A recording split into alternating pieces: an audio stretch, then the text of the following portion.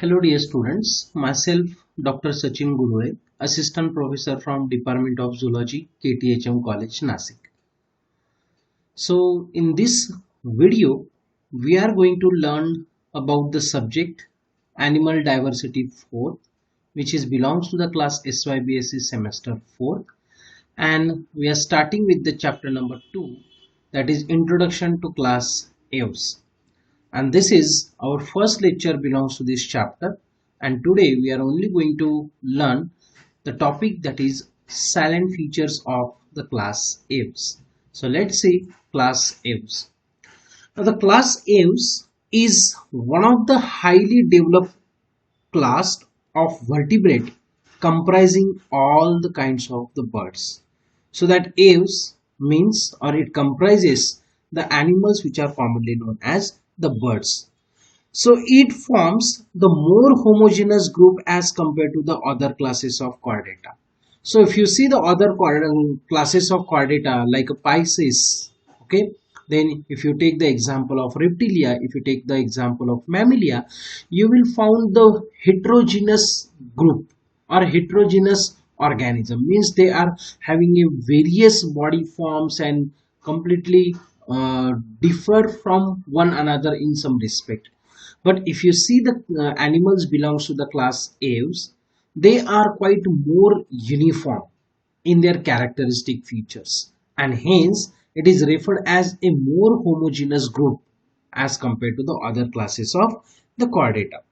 Now Aves are well adapted for the purpose of flight, and they are characterized by the presence of wings. So the presence of wings is the most important and the typical characteristic features of the birds which are belongs to the class Aves.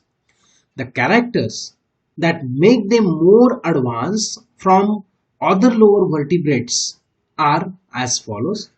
The first character is the presence of feathers on the body, and that feathers, they are not only responsible for covering the skin, but they are also acting as a sort of insulator, and hence they are also responsible for maintaining the constant body temperature. Okay, so this is the another significance of the feather. Then the birds, they are provided with a four-chambered heart. There are complete separation of the arterial and the venous blood can be found among the Aves. So they are characterized by presence of the four-chambered heart. Then these are the warm-blooded organisms with high metabolic rate, and their high metabolic rate is due to the flying habit. So the warm-blooded organism, they are also known as the homeotherms. The homeotherms are those organisms which can able to maintain their constant body temperature. So these are the birds which are also capable of maintaining their constant body temperature, and hence they are referred as the homeotherm animals or the warm-blooded organism. Then another capability or the characteristic is highly developed capability of the voice, sight and hearing, which is again gives them the extraordinary things as compared to the other classes. So many birds, they can able to produce a very beautiful sound with the help of the sound box which they are provided. The carnivorous birds such as a vulture, they has the great capability of the sight as well as hearing, and these kind of the things is enables them to capture a prey or to observe a prey from a great distance also. So these are the few characteristic features of the Aves which makes them advanced as compared to the lower vertebrate organisms. Now these birds, they are found in almost all continents. Every continent on the planet Earth, they are invaded with the different species of the birds. So the birds are present at all the altitudes and in all various habitats such as the oceans. The aquatic birds, they are also found into the oceans. Then many birds, they are associated with the freshwater bodies worldwide. Then there are many birds which are present into the marshes. The birds are also found into the savanna. then grassland, or many of the birds, they are having the arboreal habit, that is they are living into the trees. So they are provided with a highly diversified habit. Now some of the birds have the remarkable habit of migration over a long distance, and this migration is usually shown by a certain species of the birds is for the purpose of either breeding, or either for the purpose of nesting, or maybe for avoiding the harsh weather condition, or to avoid the adverse climatic conditions. So few species of the birds, they shows a process of migration. So these are the special things you will find among the birds. So let's see the silent features of the class Aves. So first of all, that Aves, that word is coming from the Latin origin, and Avis is the word which means the birds. So the Aves nothing but known as the birds. The general characteristic features of the group Aves is as follows.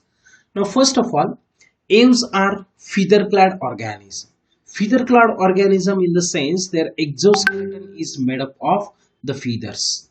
Okay, so exoskeleton is in the form of feathers. So whatever skin is there, or the cuticle is there, that which is overcrowded with the help of multiples feathers. So this is again a characteristic, and hence they are referred as the feather-clad organism.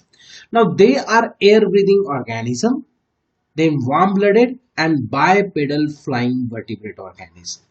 Air breathing in the sense they are breathing the air, so they are terrestrial organism actually, and they breathe the air with the help of lungs, and the lungs of the birds, they are highly efficient among all the species, and which is effectively responsible for giving out the extra need of the oxygen for the purpose of flight. Then these organisms are the warm-blooded organism. Warm-blooded in the sense they can able to maintain their constant body temperature. Such animals we call it as a warm-blooded or the homeotherm organism. Then these organisms are bipedal flying vertebrate. Bipedal in the sense, if you see the limbs, usually the forelimbs and the hind limbs, they are separated in the you can say the take an example of the reptiles, or take an example of the mammals. But in case of the birds, their forelimbs, they are get modified into the wings for the purpose of flight. Hence the to compensate the modification of the forelimb into the wings, the hind limbs are only useful for the purpose of walking, and hence they shows the bipedal locomotion with the help of only hind limbs. Then if you see the body shape here in the diagram, you will find that the body is somewhat spindle shaped, and it is divisible into the head, neck, trunk and the tail. So this one is the head region, then this one is the neck, then the trunk and the short tail. This is the usual body division you will find among the birds. So neck is somewhat disproportionate, long, and is highly flexible, and this flexibility is very important for the balancing as well as food gathering.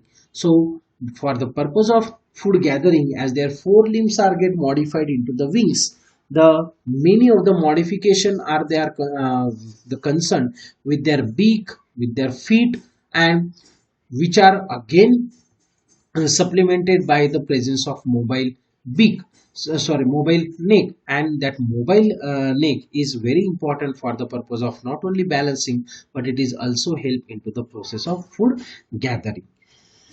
Then the tail is a short and it is a stumpy one. So usually they are provided with a short and the stumpy tail. The jaws, they are modified into the prolonged toothless beak. So jaws are there, upper jaw is there, lower jaw is there, but these jaws are get modified into the beak, which is again a characteristic feature of the birds.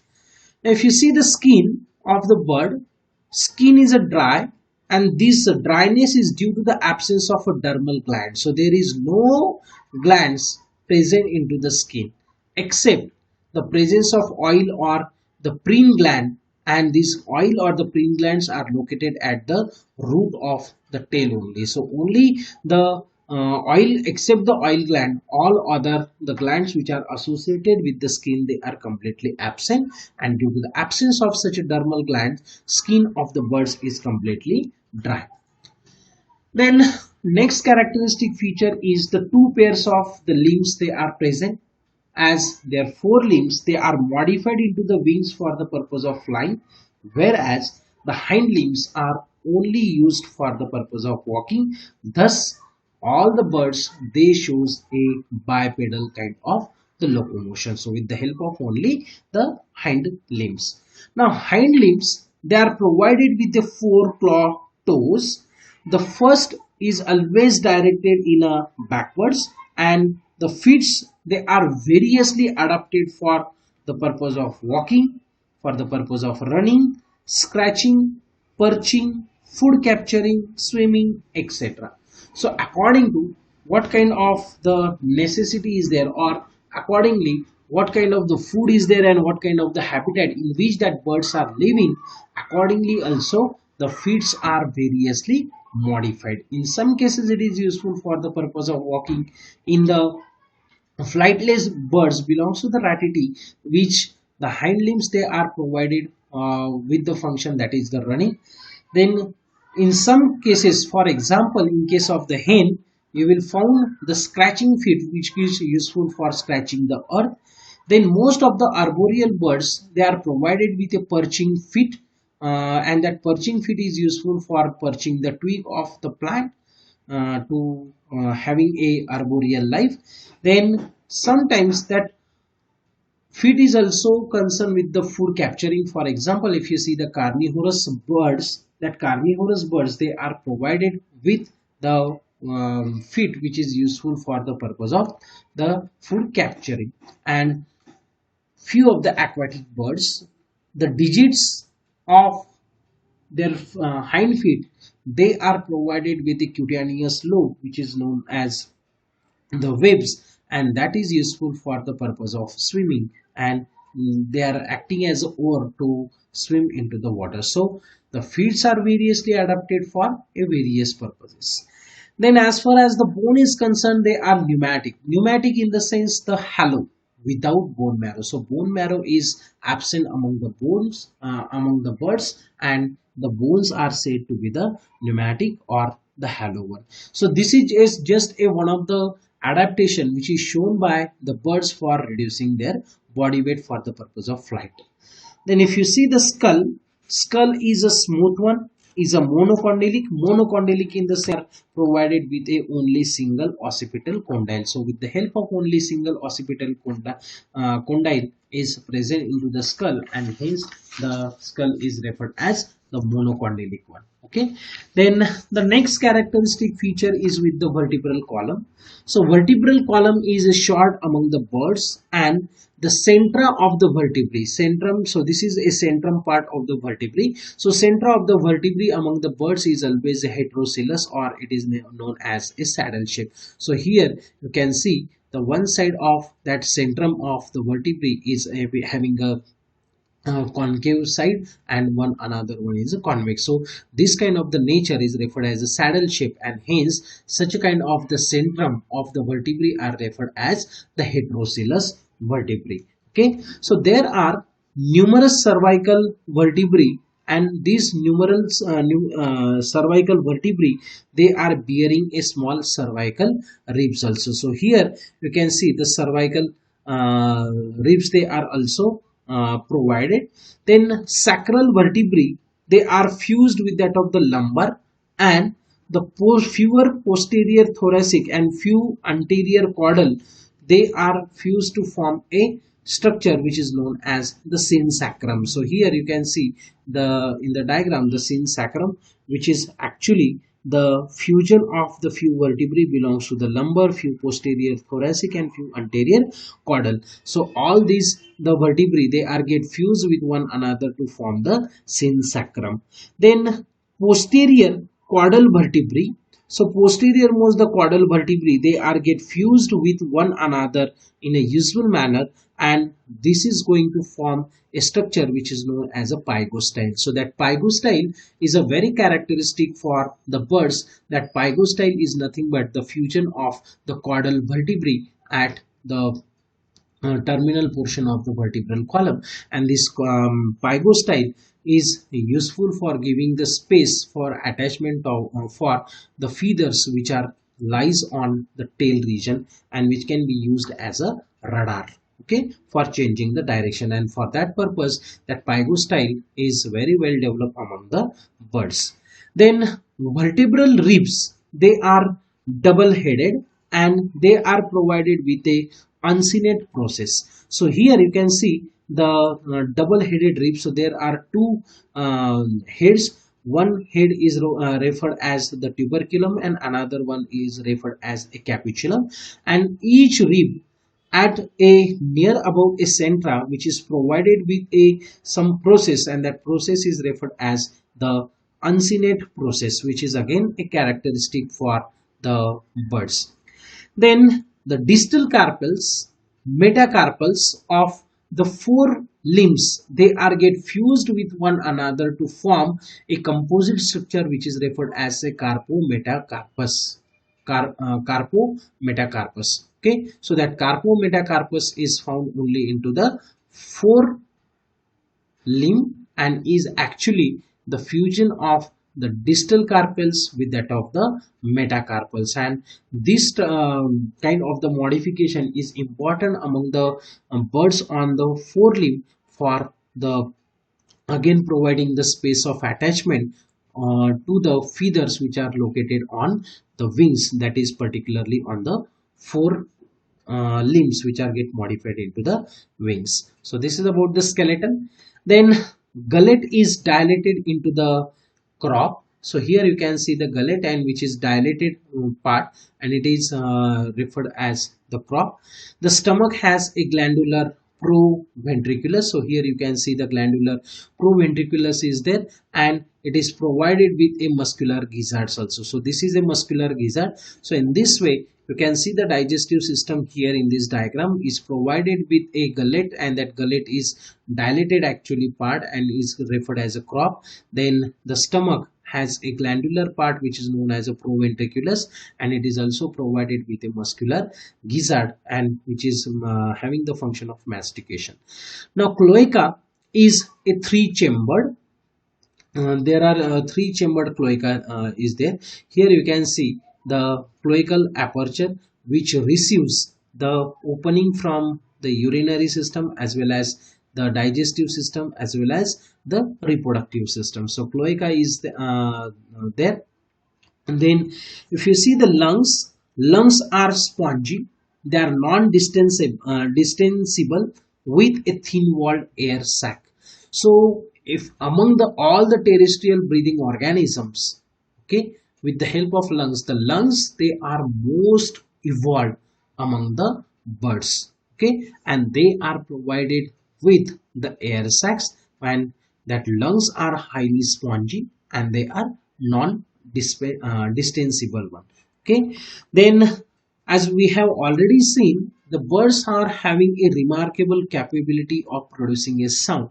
So the larynx is developed, but that larynx is without vocal cords. So vocal cords are lacking among the birds, but the sound is actually produced by the syrinx, and that syrinx is known as a sound box, which is situated near the juncture of the trachea with that of the bronchi. So here in this diagram is showing you actually the position where exactly that larynx is located. So this is the region where the bronchial region bronchi which is get attached to that of the lungs. At beginning you will found a such a kind of the syrinx which is responsible for producing a different kinds of the sound, which is again a characteristic feature for the birds. Then if you see the heart, they provided with a closed circulatory system, which is the important feature. And again, if you see the heart, which is a pumping organ, is provided with a four chamber, and there is a complete separation of the oxygenated and the deoxygenated, or you can say the venous blood is completely separated from that of the fresh blood. So this is again a peculiarity. Then the RBCs which are present into the bloods are oval and they are nucleated. So if you see the RBC among the mammals, these are particularly the human being. If you see the RBC, they are not provided with a nucleus, but RBC among the birds, they are oval in shape and they are provided with a nucleus also. Okay, so nucleated RBC is again characteristic. The Aves are uricotelic. Aves are uricotelic and kidneys are metanephric. So they have the well developed kidney, and uricotelic in the sense the excretory product is in the form of uric acid. So the whatever nitrogenous waste material is there, that nitrogenous waste material is get converted into the urea, that urea is converted into the uric acid, and in this way, the to avoid a loss of the water, or to have a very minimum loss of the water for the nitrogen, extra nitrogen containing product, so they excrete the extra amount of the nitrogenous waste material in the form of uric acid, and such organism we call it as the uricotelic organism. Then brain is highly developed and is provided with a large cerebral hemisphere. So here you can see the large cerebral hemisphere is provided. So brain is highly developed. So not only the cerebral hemisphere but cerebellum. So this is a cerebellum as well as the cerebrum, both are highly developed among the birds. Now they are also provided with a cranial nerves also. The sexes are separate, and often the sexual dimorphism is well marked in the many birds. So here, if you see the few photographs, the wrens, so you can easily get distinguished between the male and the female. So there is a distinct sexual dimorphism is often found among the many species of the birds. So here you can see the example of the peacock. So this one is the male and she is a female. Okay, so here you can see the male is quite beautiful than that of the female. Okay, so this is a male, and again here also at the left side you will find a beautiful colored male also. Okay, so sexes are completely separate. Now the as far as the gonad is concerned, in case of the female only, the left ovary is present and right ovary is generally atrophied. Now again only single ovary is present. This is again due to the compensating the weight of the body. So to reduce the weight of the body, the birds, they are often provided with only single, and that is the left ovary. So right one is absent or it is get atrophied. Then fertilization in case of the birds is an internal one, where the males are mounted on the female and they are responsible for transferring the spermatozoa into the female genital tract with the help of the copulatory organs. So fertilization is the internal one, but all the birds, they are oviparous.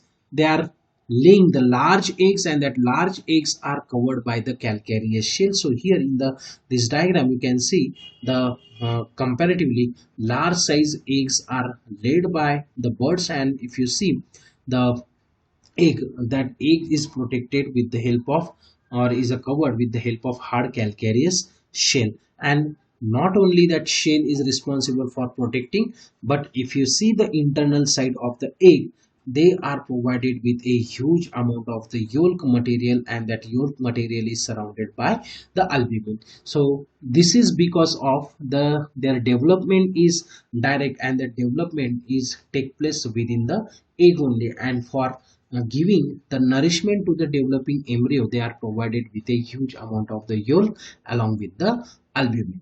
Then eggs are developed by the external incubation, of the female. So for the purpose of incubation, females are generally you will found the incubating the eggs, and in some cases males also helping the female for incubating the egg. For example, if you see the penguin, in case of the penguin, both male as well as female, they are shows such a kind of the parental care for incubating their eggs. Then development is a direct, means the eggs are directly developed into the miniature of the button, miniature of that adult. So the development is a direct one. Then they are provided with a different kinds of the embryonic membrane, that is referred as extra embryonic membrane. These are well developed, and these extra embryonic membranes are the amnion, chorion, and the allantois. So these are the membranes you will found among the birds in the eggs, which are overlapping the embryo. So here you can see in this diagram, the chorion is there, okay, allantois is there, then amnion is there. So these are the different extra embryonic membranes are there. So this is actually the yolk sac, and this one is a developing embryo, and this one is a small air pockets which is found on the egg, and the outermost is a calcareous shell. Then parental care is highly developed. So here you can see the penguin, they are guarding their young ones in the initial stage. So almost all the birds, or 100% birds, you can able to see their parental care. So here in this diagram also you can see the their parent, they are feeding the insects to their developing young ones. So they are provided with a parental care also. So this is about the silent features of the aves, which are commonly known as the birds. So let's see a few examples of the aves. There are many example you can give, as this is a homogeneous group, shows a much resemblance with one another. So first example you can give the passer domesticus, which is commonly known as the sparrow. Then corvus splendens, which is commonly known as the crow. Then Psittacula eupartia, or the Psittacula crameri, is another species which is commonly known as the parrot. Okay, so these are the well-known birds. So along with this, the pavo cristatus, which is the scientific name of the peacock. Then the Struthio, which is commonly known as the ostrich. Okay, so this ostrich and the Opteryx, that is, which is commonly known as a kiwi, these are the flightless birds. So these birds cannot able to fly. Okay, so these are the primitive birds actually. Then the Aptenodytes, which is the scientific name of the king penguin. Okay, so this penguin, they are aquatic one, or only for the purpose of breeding they comes out of the water. So these are well adapted for the swimming, but these are also one of the example of the class Aves. Then here in this diagram we can see the dinopium. This dinopium is commonly known as a woodpecker. So this woodpecker, they are known for making a small nest in the large the wood, and for that purpose they are provided with a very strong chiseling kind of the beak for preparing their nest within the stem of the large trees. And here this is the pseudo glyphs, which is the scientific name of commonly called as a vulture. So these are the top carnivorous birds. So all these are the few examples of the class apes. So in this video we have learned the what is meant by Aves. Then we have discussed the silent features of the class Aves, and we have seen the examples also. So in the next lecture we will start with the classification of class Aves. So thank you very much.